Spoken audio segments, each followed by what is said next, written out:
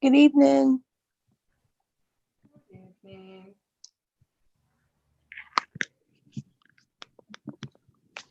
Hey, we're live. Danny? Good evening. My name is Danny Ellison, and tonight I will be your host on the Grayson for Senate Network, where we invite you to join our roundtable discussion about recent events, and more specifically, defunding the police. Tonight, I would like to welcome our special guest, Mr. Hank Sullivan, who is an Atlanta native and was born in 1955 right here in Georgia. Mr. Sullivan was raised in DeKalb County and earned his bachelor's degree in civil engineering from Georgia Tech in 1978. He also received his MBA from Georgia State in 1982. He's an entrepreneur, home builder, and remodeling business owner, and has been active in these fields since 1986. He is also a recognized author, historian, and has published a book in 2004 titled, In a Larger Sense, Rediscovering Lincoln's America and Restoring American Principle. He is a Tea Party leader and public speaker on economics, geopolitics, and American history. Mr. Sullivan, tonight we welcome you. Also on our broadcast tonight is the man himself, Mr. Derrick Grayson, our candidate for the United States Senate in 2020. I would also like to extend a special welcome to Miss Josie Cruz, candidate for the United States Congress in Georgia's 4th District, which we are looking forward to both of them representing us well in the November elections. So tonight, the rules are pretty simple. We will be hosting this roundtable discussion back and forth. Each candidate and member here will be given 2 minutes of allocated time to respond to the questions that are posed. Over the next hour, we will post strategic questions that will lead us through the discussion about the importance of discussing defunding police and the movement that's moving across our nation. At the end of the hour, for the next 30 minutes, we will allow questions from the audience, in which we will ask the candidates to limit their responses to 2 minutes. And in the closeout of our conversation, each candidate and member of the panel will receive 2 minutes for closing discussion and or notifying your constituents of how they can follow your campaign and support you through the process. So getting that started, Mr. Grayson, I would like to turn to you for just a moment, if I can, in the welcome, and ask you to join us in the importance of the conversation specifically about defunding the police and why this issue is something that we should be dealing with immediately. Well, sure. Defunding the police is a non-starter. I heard an announcement or in a press briefing, rather, that some polling had been done, and of those polled, 1/3, largely Democrats, want to defund the police. 2/3, of course, do not. And in that 2/3, that includes liberal whites and conservatives. So even conservatives, liberal whites don't agree with it. And I'll just venture a guess that the majority of that 1/3 that wanted to defund the police are Black. Because there's a lot of anger and angst with Blacks when it comes to the police, believing that there is a racial component to the killings. And what's not being reported is that bad cops will kill anybody. They don't care what color you are, whether you're a male or female, and even children, disabled veterans, old ladies, 97 years old. They will kill anybody. So defunding the police is absolutely not the answer. And the last comment I'll make, President Trump said defunding the police is not the answer. Firm no. Joe Biden is having a difficult time trying to figure out how he's going to maneuver through this one because he needs the Black vote. So we're going to see how that works out for him. Mr. Grayson, thank you very much. Next, I'd like to turn to Mr. Hank Sullivan.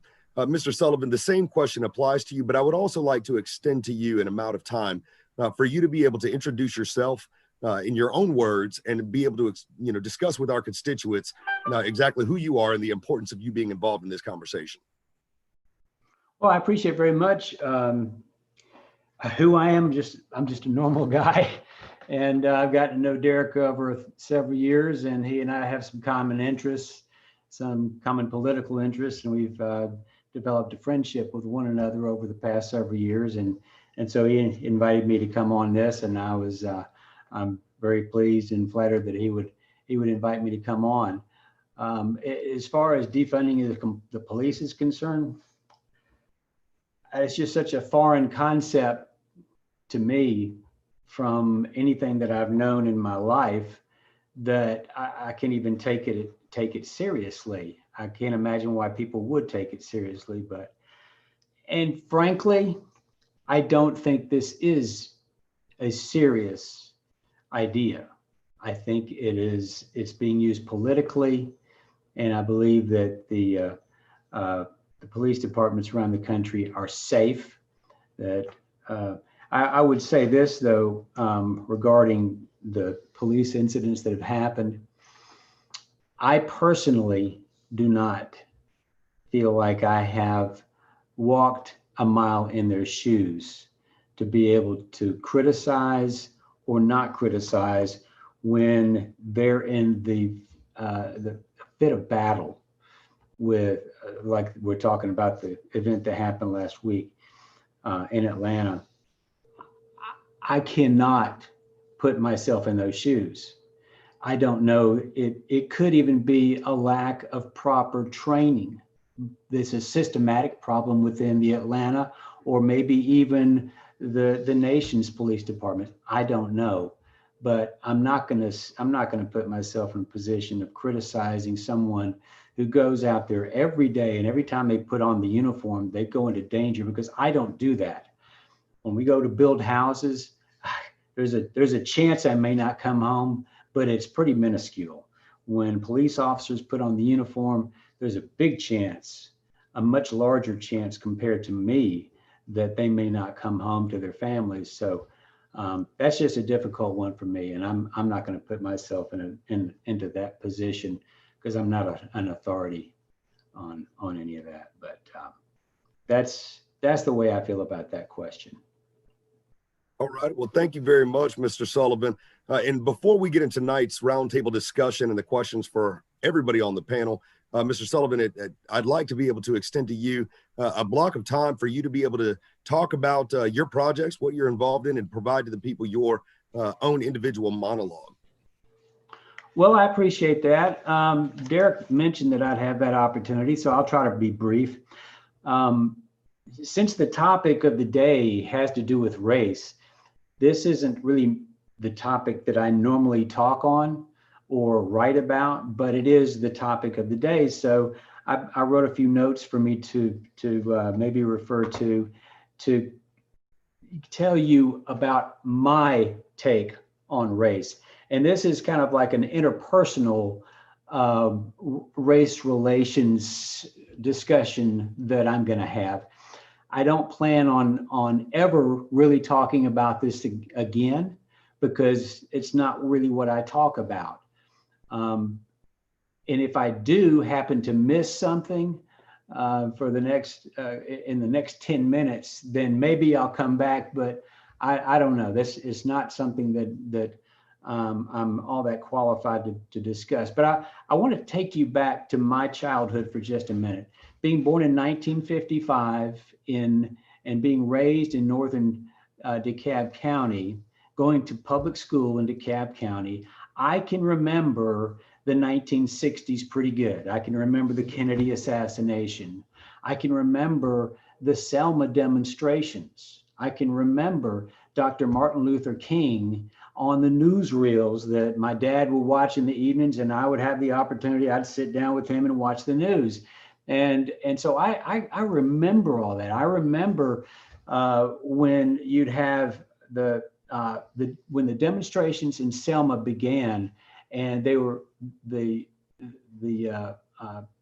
folks were trying to just merely walk across a bridge, and they were being stopped from getting to the other side of the bridge by the police. And so then they turned on water cannons on them and tear gas and everything. I remember all of that.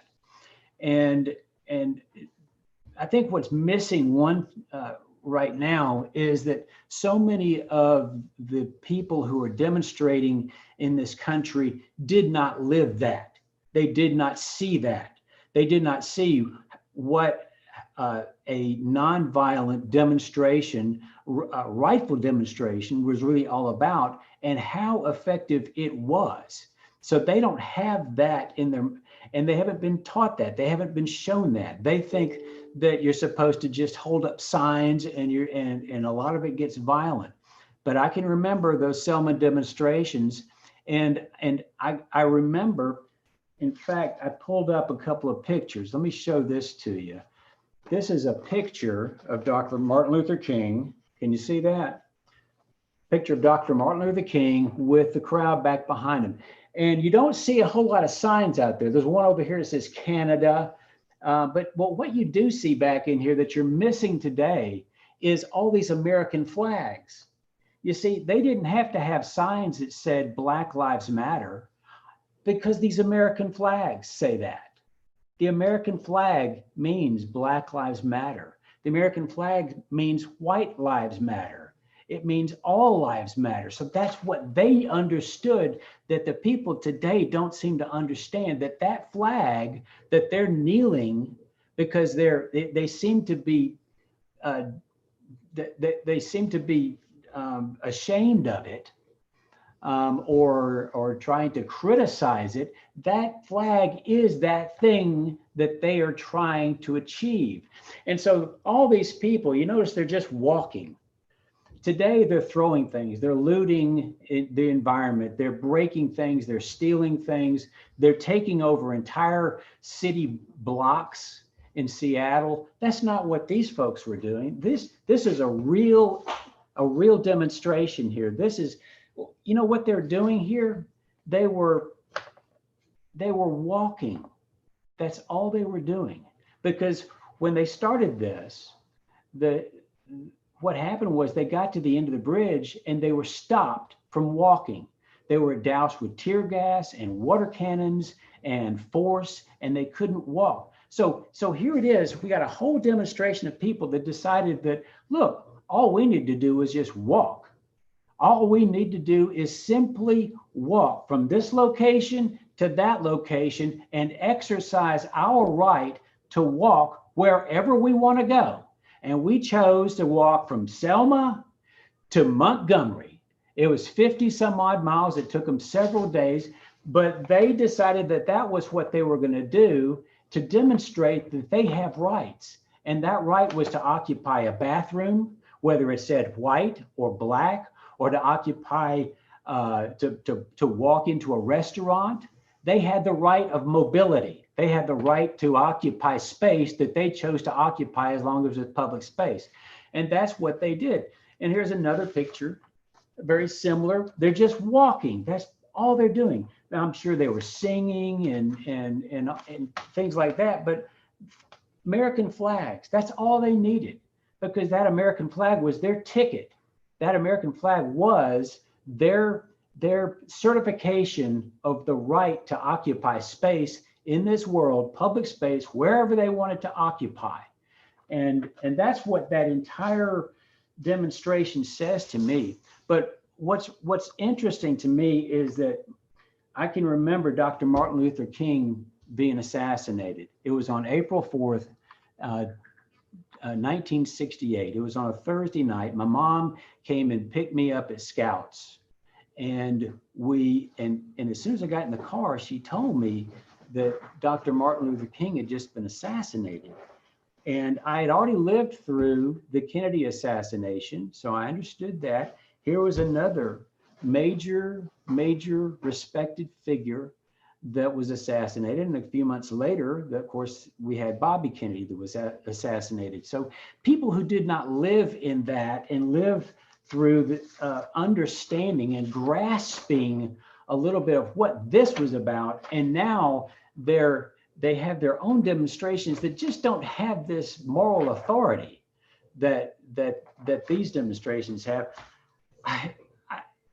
It's difficult for me to understand what it is they're doing. Now, a few months later, after Dr. Martin Luther King was assassinated, now I want to explain why I went there.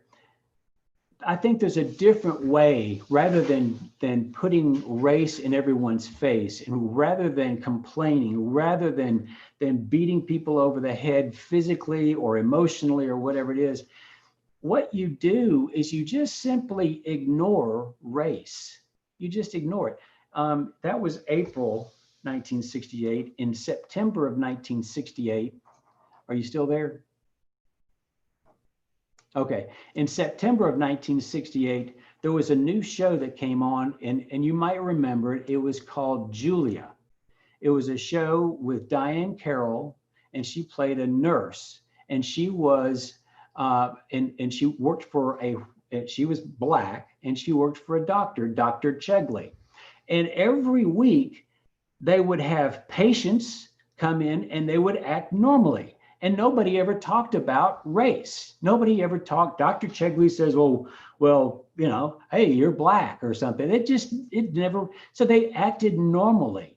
My grandmother was born in 1898, 2 years after Plessy versus Ferguson. And we all know what Plessy versus Ferguson was. That was the establishment of the separate but equal doctrine. So my grandmother lived her entire life 35 miles. Well, she started living in 35 miles from Selma, in that same psychological realm over there. So for 56 years thereabouts, she lived within the Jim Crow environment. But you know what? I knew my grandmother for 35 years, and she never said a word about race.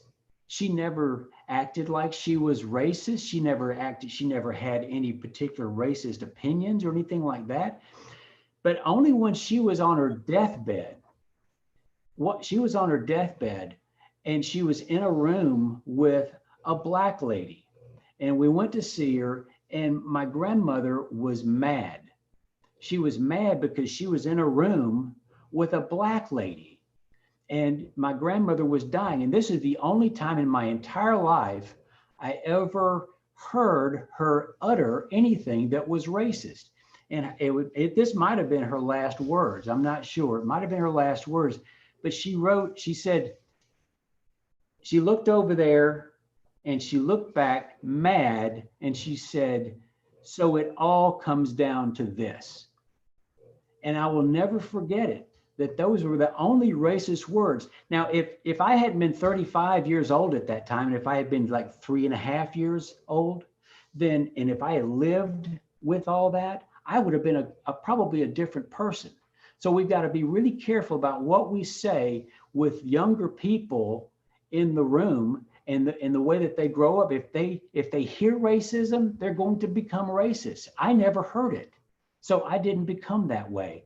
But the lesson is, whether you feel it, whether you think it, whether you are a racist, or if you're prejudiced or something like that, just keep it to yourself. If you just keep it to yourself, then and act normally with people in the room for interpersonal relationships, then it doesn't exist until you make it an issue. And that's really about all I wanted to say tonight, and I appreciate the opportunity. I hope I didn't go too long. No, absolutely. That's great insight, and I think very valuable perspective shared with so many. And in that one moment myself, you know, being able to extract a personal story about the unknown and the conviction, the reality of life as you've seen it. I think we've got to take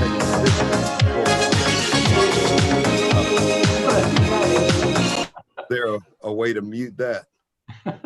All right, that's exciting. But Mr. Sullivan, thank you so much for sharing with us. Rolling into tonight's topic, it's a frustrating and confusing time for many people, and many people are looking for the opportunity to find ways to solve the issue. So first, I would like to start with Ms. Josie Cruz. In opposition to the idea of defunding the police. What say you when it comes to providing a solution about the community and police relationship?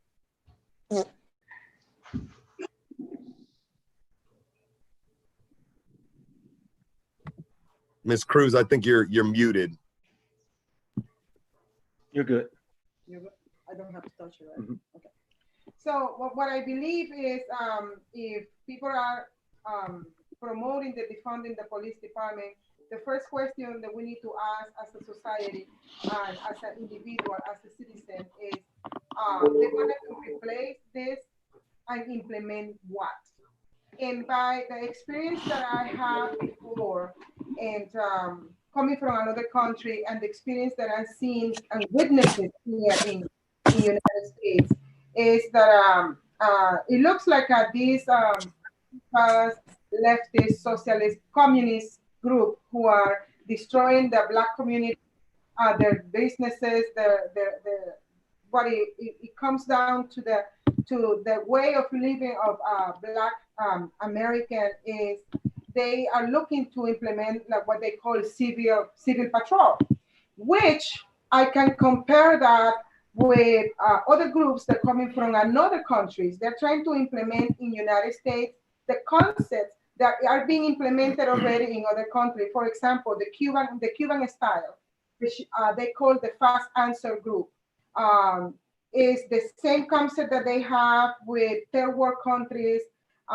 like in Venezuela, the colectivo groups, that they taking care of the civil people. I like pickles. Yeah. Do you like pickles? And also we can see also another group, what they call the Sharia law prevention crime group. We already see implemented in New York and in some areas in the United States, what they call the no-go zone. So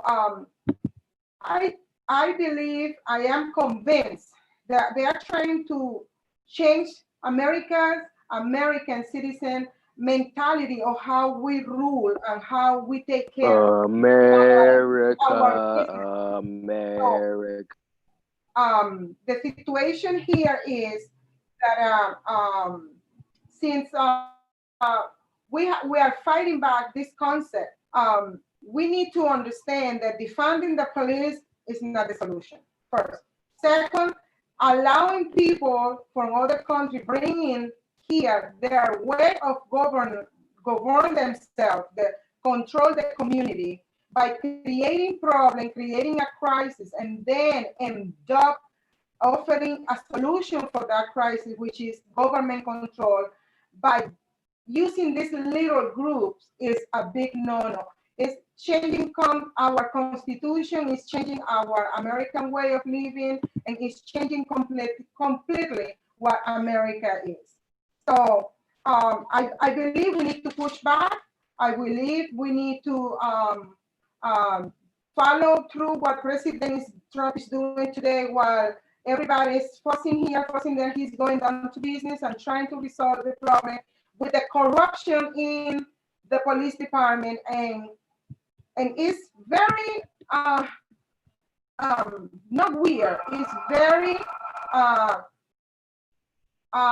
like a calling to myself that these problems are being presented in every democratic city where the sheriff and the police department are under the Democratic or the Communist Party, who are passing policies and procedures and laws that are allowing this corruption to continue. Well, thank you so much. I agree with a lot of your pointed sentiment. And I'm glad that you brought up corruption within police departments. And with that, I would move over to Mr. Grayson. Mr. Grayson, in your experience, especially in the North Metro areas of Atlanta, in business and practice and your military background, what say you to what is the proper retraining? Where do we start? When we acknowledge that there's corruption in the police departments, what is the next step to regain the faith with our community where they're not calling for defunding the police? So, one, people need to understand this. Defunding the police on a major scale is just not going to happen.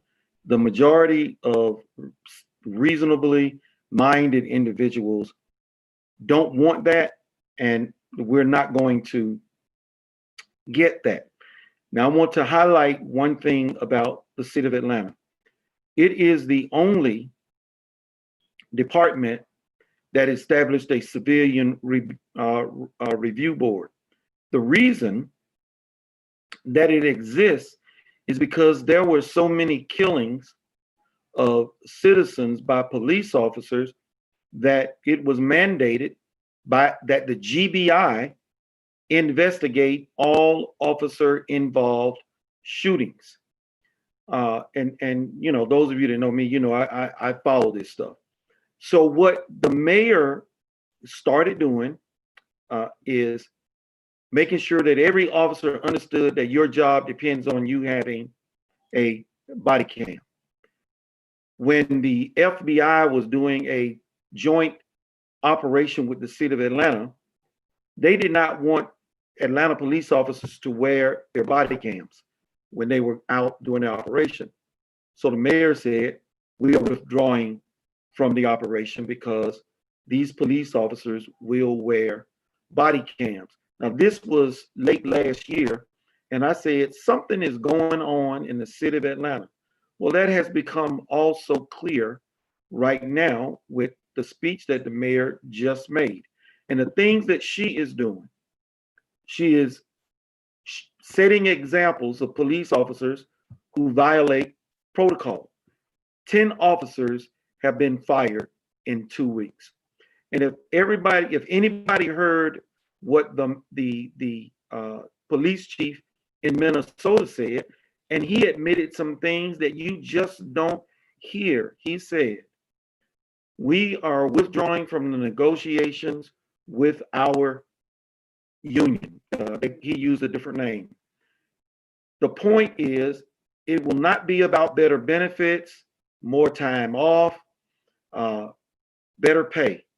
We are withdrawing so that we can ensure that the next contract will have provisions in it so that we can get rid of bad cops. Now, he didn't use the word bad cops, but that's essentially what he was talking about. And he made the point of saying, when these police officers show themselves to be problematic, our hands are tied because of third-party entities, unions. We try to discipline them, but they end up back on our force and back out on the streets. We're going to take actions to make sure that does not happen. The mayor of Atlanta has a report that was due in 2 weeks, and she just said yesterday, the report was due, then we have Mr. Brooks' killing. We can't wait another hour to get that report. And now I'll finish with, I have constantly and consistently said, bad cops are a reflection of what's at the top.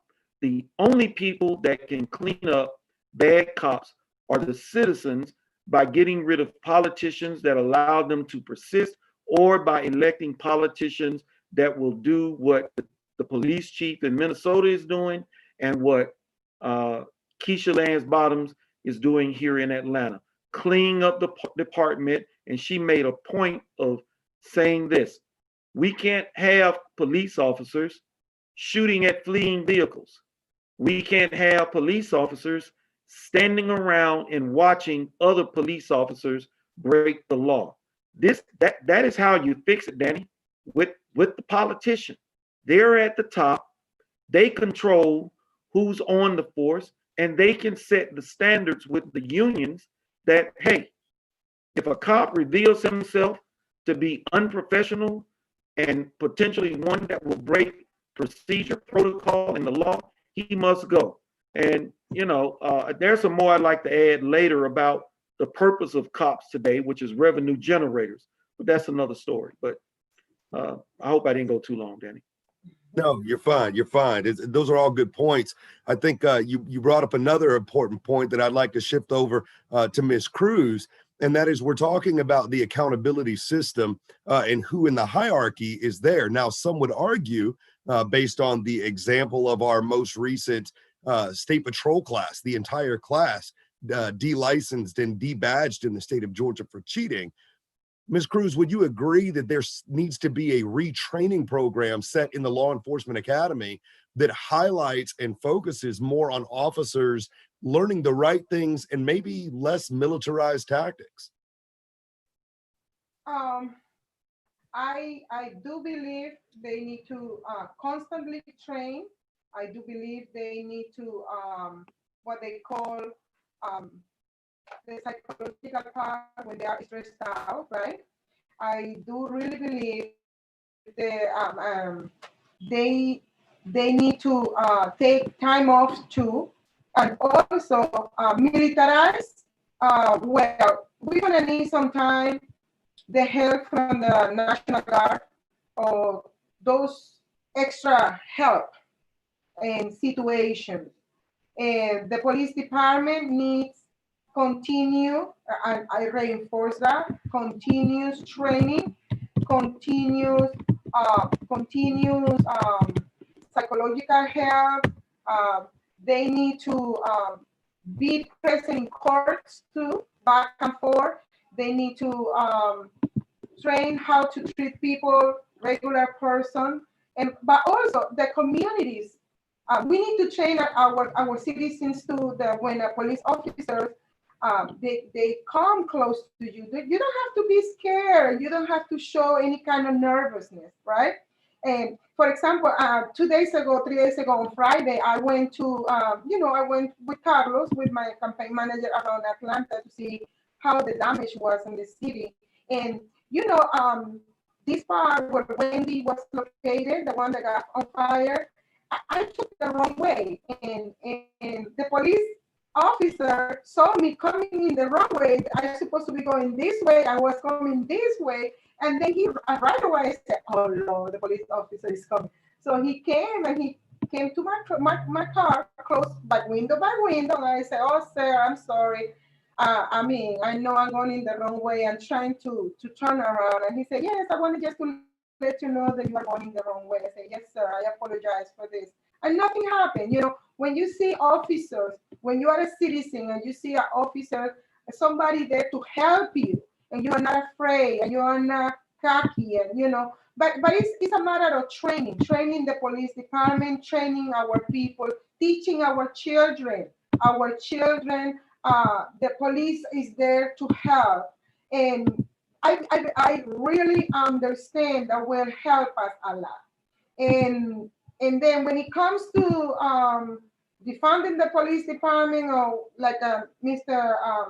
Grayson say, we need to think about, I was asking myself the other day, okay, if they get rid of the police department, how the courts are going to be taking care of cases where they're going to need an officer being a witness, or they're going to be an officer investigating some kind of cases. So it's like they're planning to stop any kind of investigation that can go a little more deeper, that could give us the answer on what's going on. So I don't know, but where I come from, we have an expression that we say something smells rotten, something is not looking good, something is always behind. What is behind all this situation? Where is the chaos? Where is the crisis? Why is so much? My point of view, I am always thinking, why? And at the end, 2 days later, 5 days later, you will see, you're going to find out the answer. Oh, that's why they did it. Oh, now we understand. So we need to promote the training in both sides. The police department, our citizens, we need to go to school, teach the children, and bring the police. And I remember in 1995, 96, police officers were in the school. The children used to say, "Hi, officer." They were part of their lives. So it's so much thing that we can do to improve. And when the citizens of Georgia elect both of us, Mr. Grayson and me, we can do so much things to improve this kind of relation. Hey, Danny. Thank you so much for that in-depth review. And, Mr. Grayson pointedly expressed the economics involved in community policing. When it comes to the scale and the size of metro or the ruralness of county departments and the reach of states. So I want to come back to that, Mr. Grayson. Where do you stand on thinking that community funding that is, asked to be stripped away and taken away from policing?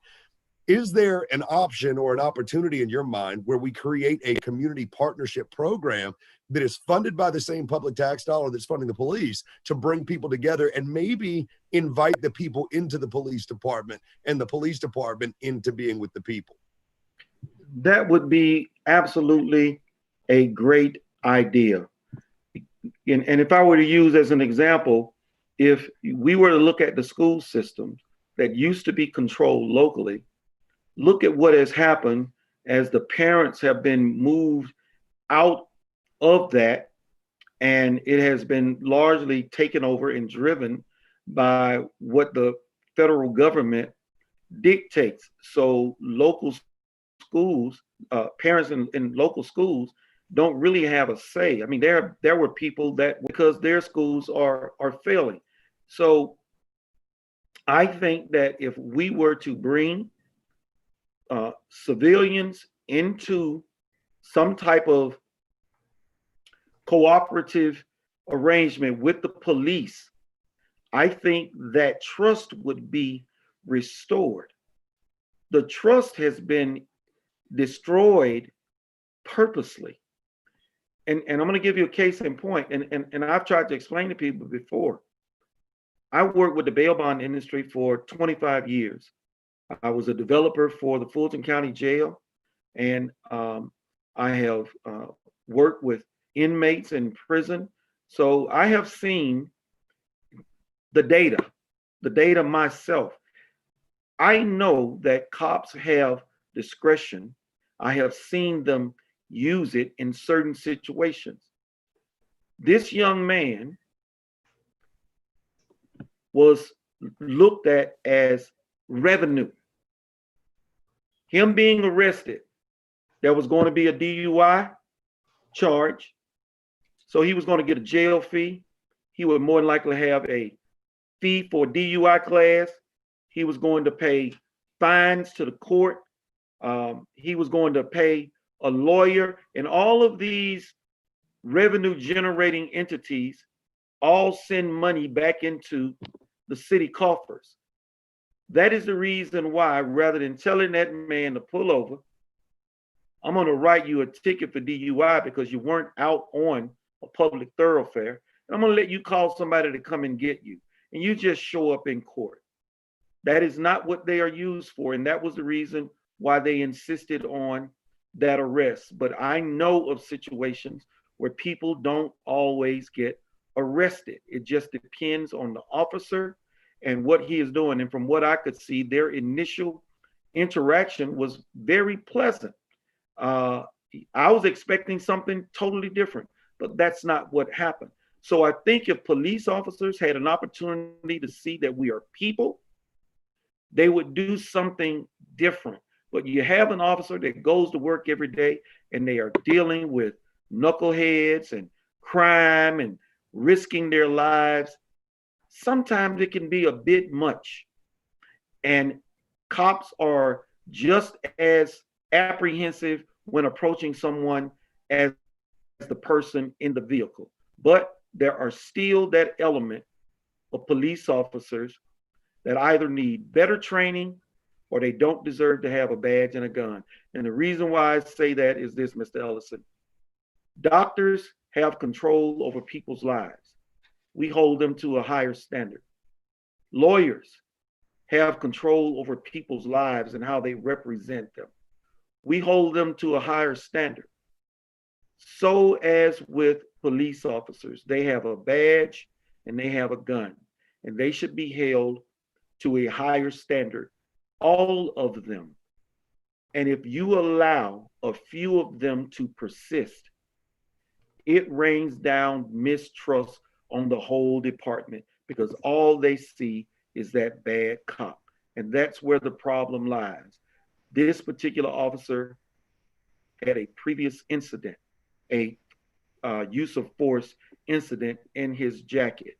And I always tell people, if you have a problem with a police officer, comply, comply, comply. And when you're done, go and put paper on that officer. And even President Donald Trump is talking about a national tracking system for officers who are involved in questionable situations. I think wherever you find shine a flashlight, Danny, people do things differently when they know that they are being watched. And I think that's what we need. So if you bring in citizens to work with the police officers, there's a flashlight. The citizens' camera phones, that's a flashlight. It has changed the conversation.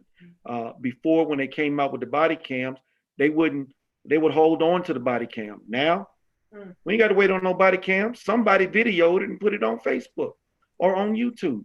So the room has changed, and mayors, sheriffs, and governors need to adapt, and they need to include citizens.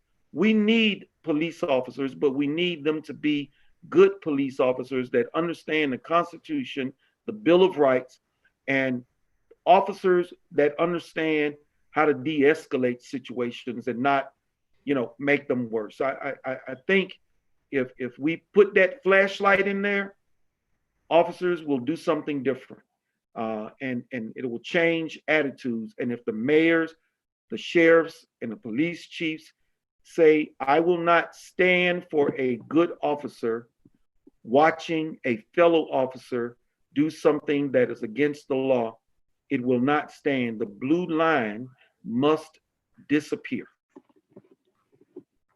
Wow, that is a very, very, very strong feedback and an observation. And I see your hand there, Mr. Sullivan. I'm actually coming to you next. With this in mind, being such a long-term resident of DeKalb County, what does this look like for you as a citizen of your own county in a partnership with the police where the community actually becomes involved? Well, actually, I don't live in DeKalb County anymore. Just grew up there. Live in Forsyth County. But the reason why I was raising my hand is going to ask a question. See, in my industry, back during the financial crisis, there were a lot of people who dealt with, who had really hard problems with that event as an event because it put them out of work. And so they ended up going to do something else. And so we ended up in the building industry with a lot of slots that were not being filled. And then a lot of demand for the few people that were left that would do some of these jobs. So I'm wondering what happens in policing, because you've got a few bad incidents that maybe involve bad cops or maybe just good cops who made bad decisions. I don't know. But they've gotten such a bad reputation because of this. If I'm a young person and I'm trying to decide what to do in my life, I'm looking at, I thought I might want to be a policeman, but there's no way in the world I'm going to go do that. I might go do this. Are we going to run out of people who really want to go into police work? And as time goes by, how are we going to deal with that? Because I got a feeling there's a lot of people who would otherwise go into police work who were looking at this and going, nah, I don't think so. I think we may be running into problems that way. Well, what do you think about that, Josie and Derrick? How are we going to deal with the manpower issue if this we can't be contained? I'll go first, Jules. So, Hank, I think where the divide between police officers and citizens started, when that mistrust, the last thing a mayor wants to do is raise taxes. But the cities still have to operate. Unless it's Democrat. Well, yeah. They try not to. So, and from being on the inside, I see this. So increases in fines. I rarely get a park. I'm gonna use this as an example. I got a parking ticket, and the ticket was $15. Well, I stuck it in my dashboard. I forgot about it. And 30 days later, that ticket was $95. So the goal is having police officers constantly trying to raise revenue from the citizens. And when you do that, a guy gets pulled over, you know, he had a bad day, and the cop is saying, Lord have mercy, I got to get this guy a ticket. I can't give him a warning. It creates a powder keg. I think the policies with these mayors need to change. Police officers should be used to protect and serve, not to raise revenue for the cities in the way in which they are doing it. It is unseemly, the things that they're doing. So I think if they use police officers properly, Hank, people won't mind going into that profession. And you will see cops doing much better when it comes to dealing with the public, because every encounter won't be about them giving them a ticket or trying to lock them up for something, because they are under a directive to meet a certain quota. And so, you know, the city of Redan that got sued because they were forcing police officers to write tickets to people in a speed trap, but they were doing it to raise money. They were using the police officers improperly. And that's what we see happening in many of these cities. Okay, Joseph. Yeah, it's like it's the end of the month, you know, the quota for the end of the month, you know, the quota. So I just want to share a little experience that I had last year when I was invited to the Prison Reform Forum on South Carolina, where President Trump came down and he was awarded for passing the second act chance. And while we were waiting for President Trump to come out and talk to everybody, we were listening to this lady who was denouncing that the prisons in America, they are businesses. So they are taking this as a business. They're making a lot of money out of people who are going in jail.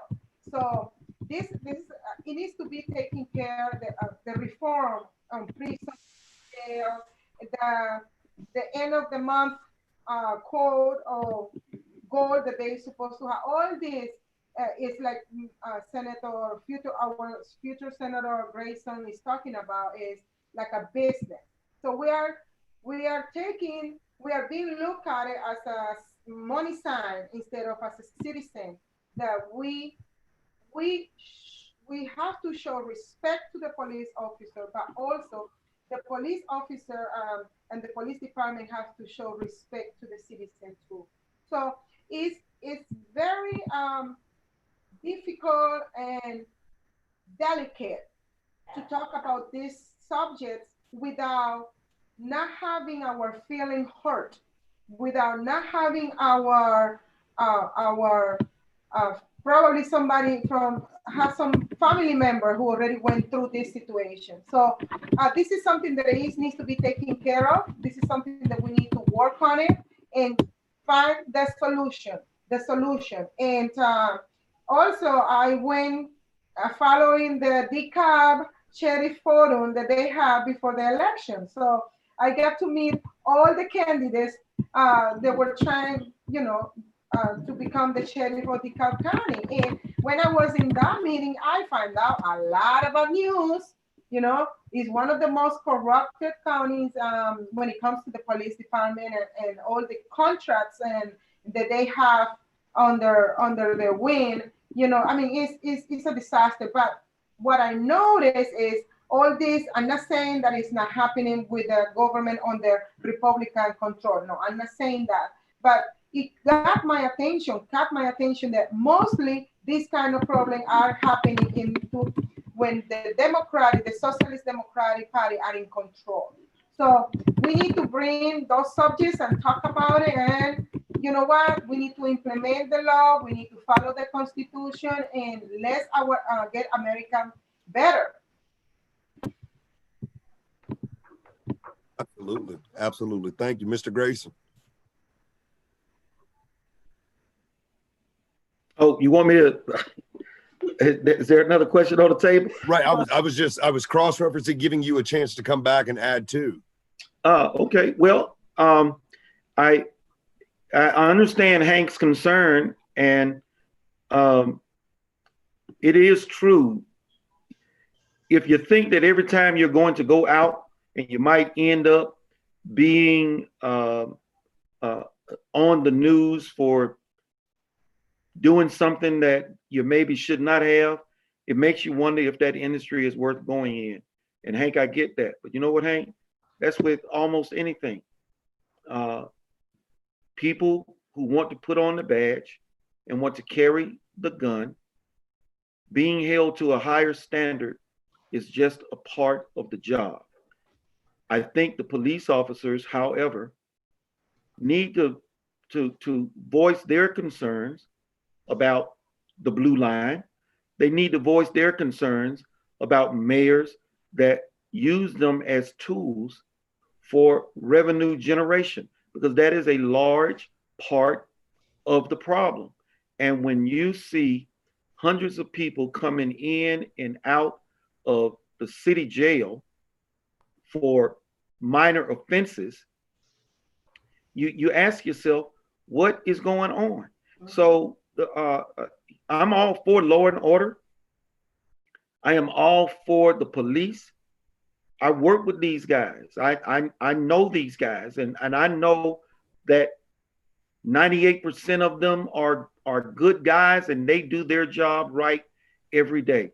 But there are a handful that are being brought to the light, and the only reason they're being brought to the light, Hank, is because of citizens and their cell phones. All this stuff that we are seeing taking place, this was not happening 10 years ago or 20 years ago, but now it is. And the room has changed, the tide has turned, and I applaud any mayor that is taking steps to deal with issues of police brutality.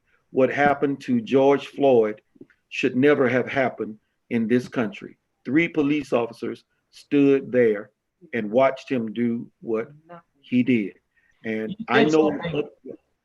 You said something that had not occurred to me about the recent killing down there at the Wendy's. And it never even occurred to me that, but I watched the video. And in the video, he's having a very sensible conversation with the guy. And then all of a sudden that conversation goes bad and they start tussling. I was kind of with you when I was listening to the guy. The situation was he's in his car. Obviously he drove there and he was intoxicated, but he's no longer driving anywhere. He's contained. He's not going anywhere. So the sensible thing to do would be to give the guy a ticket and call somebody to come get him and take him home. And then that would avoid the whole thing. So, but you think that it might be that there is a pot of revenue that is streaming from taking him into custody and putting him in jail that motivated the cop to go beyond what we seem to think is sensible to take it to the next step that resulted in this situation where the guy's shot in the back? I know this for a fact that it was revenue generated. If I may jump into that real quick, this is going to be the last question, but it tags along with what Mr. Sullivan is saying, and that is the incentivization for police officers to provide a constant and steady flow for guaranteed occupancy in the private prison system.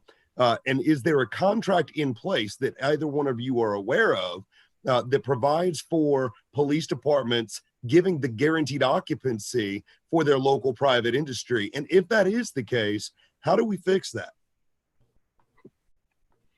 Well, the prison industrial complex, the military industrial complex, the education industrial complex, we have a whole bunch of them that we need to work on. The way we fix them, Danny, is by electing politicians that will go to Washington, D.C. and vote with the Constitution, get rid of all of this stuff, actively fight against it, because the average American, and I know this because I talk to them all the time, Hank does too. The average American does not even know what is happening right up under their noses.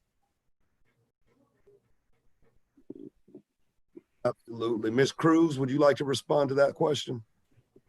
Well, we need to, the citizens of Georgia need to get us elected, and we're gonna try the best to start talking about this and trying to fix the situation and, the problem, the complexity for in each department. And it's a lot of work to do. We need patriots. We need people who really love this country, who want to save the country, and who wants to help out our communities. And Mr. Hank, I am so glad that you're not Hank Johnson, okay? Mr. Hank. Well, you're not half as happy about that than I am. Mr. Hank, you brought to my attention right now something that I overlooked when you were talking about the guy. They found the guy sitting in the car, and he was not moving. He was just asleep in the car. So that situation right there, Mr. Hank, changed a lot of things going on, So you see, this is the kind of conversation that we need to have and break it down in such a way that we can understand what's going on. And then with the explanation on Derrick about this part here, right? I mean, this is deep. This is deep. And in order to fix the police department, we need people who are and have the experience of being in that field. I am not in that field. My field is the medical field, the insurance field, the dental field, all you got to do with the doctor and patient field. But when it comes to this, Mr. Hank, thank you for that. Now I have to start looking the situation in another point of view. And of course, with you, Derrick, you always teaching us, right? And thank you for this explanation. Thank you so much. And I am so glad that, for one hand, I'm so glad that you're not Hank Johnson, but I am looking forward to debate with him. Righty. Thank you, Ms. Cruz. Now, in transition, I was misspoken at the beginning of this conversation in guiding that we were going to have a 90-minute session. I've been advised that tonight is a 60-minute session. And so now we're going to head into our closing, at which point in time we'll wrap up. I would like to offer the opportunity to our three panelists tonight to be able to extend to each of our viewers a way to communicate with you. How can they support you and how can they find you? Mr. Sullivan, I've got an expressed interest myself in being able to follow your work. And how do we find your book? How do we find your website? How do we communicate with you, sir?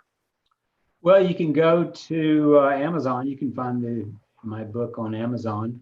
In a larger sense, you caught me off guard there. But anyway, you can find it on Amazon. Just Henry G. Sullivan is the name there. And then and you can find me on Facebook, and that's where I kind of live and pontificate from. So you'll find me both places. Outstanding. Ms. Cruz, how can your constituents and your supporters help you, find you, and communicate with you? Well, I got a website, which is josiecruz2020.com. And as you know, my name Josie is spelled a little different with an H in the middle, right? So it's like a silent. So JOHSIE Cruz 2020.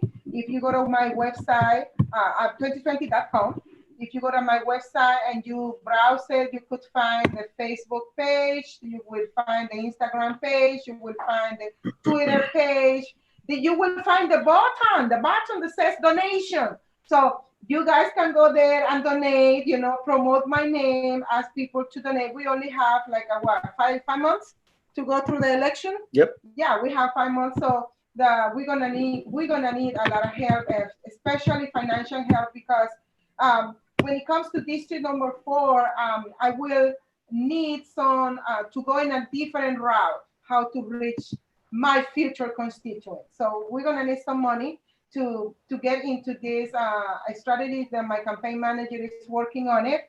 And yes, I wanna just to let you know that I wrote a little book. The name of the book is What a Mess and How to Fix It. I am not selling my book.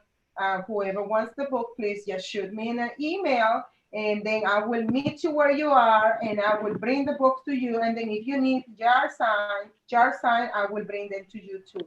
So we can get this campaign moving. And let me tell you something, the numbers on this primary, people didn't even know about me. The numbers came so good. So good. I just can't imagine when we are almost in November and we are doing all the things that we're going to start doing together, Grayson and my person. And then remember, there is something good coming on the 4th of July. And I don't know, Derrick, do you have any news about the 4th of July? No, not yet. Not yet? Okay, so we're going to hold it there and we're going to keep you in suspense. And then next week, when we hear again, probably we're going to have some answers. But, you know, I went to Covington. They're not doing nothing for the 4th of July because of the pandemic. I went to Roxdale. They're not doing anything for the 4th of July.